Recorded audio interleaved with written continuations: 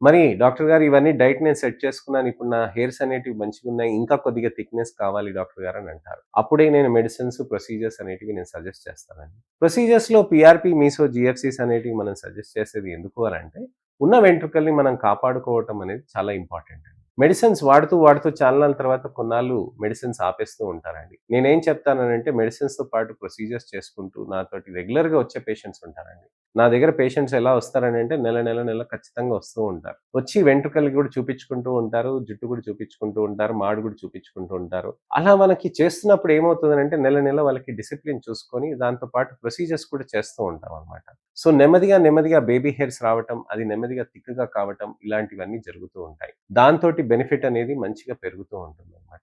వెంట్రుకలనేటివి మంచిగా రావాలి అనంటే మనకి ఒక విధంగా డిసిప్లిన్ అనేది మెయింటైన్ చేసుకుంటూ ప్రయత్నం చేస్తే మంచి రిజల్ట్స్ వస్తాయండి. నా దగ్గర పేషెంట్స్ ఉంటారండి. మందులు వాడుకుంటానని చెప్పి ఎళ్లి మళ్ళీ కొన్నాళ్ళ తర్వాత మందులు మానేసి తర్వాత ఒక సంవత్సరం తర్వాత వచ్చి, లేదండి ఇప్పుడు ప్రొసీజర్ స్టార్ట్ చేద్దాం అని అంటారు. మీకు నేను ఎందుకు సజెస్ట్ చేస్తాననంటే మీరు రెగ్యులర్‌గా మీరు చేసుకుంటూ ఉంటే వెంట్రుకలనేటివి మీకు స్ట్రాంగ్‌గా ఉంటాయి. ఒక్కసారి ప్రోగ్రెషన్ బాల్డ్‌నెస్‌కి వచ్చింది అనంటే మనం ఖచ్చితంగా దానికి ట్రీట్మెంట్ అనేది చేసుకుంటూ ఉండకపోతే అవి ప్రోగ్రెస్ అవుతూ ఉంటాయి. అంటే బట్టతలగా మెల్లమెల్లగా పెరుగుతూ ఉంటుంది. బట్టతలకి మనకొచ్చినాక ట్రాన్స్‌ప్లాంట్ చేయించుకుంటానని కొంతమంది అనుకుంటారు. బట్టతల వచ్చినాక మీరు ట్రాన్స్‌ప్లాంట్ చేయించాలంటే సేమ్ డెన్సిటీ అనేది మళ్ళీ రాదండి. సో, ఖచ్చితంగా మనం ట్రీట్మెంట్ అనేది చేసుకుంటూ దానికి తగ్గట్టుగా ఇవి కూడా మార్పులనేటివి మనం చేసుకోవాల్సిన అవసరం ఉంటుందండి.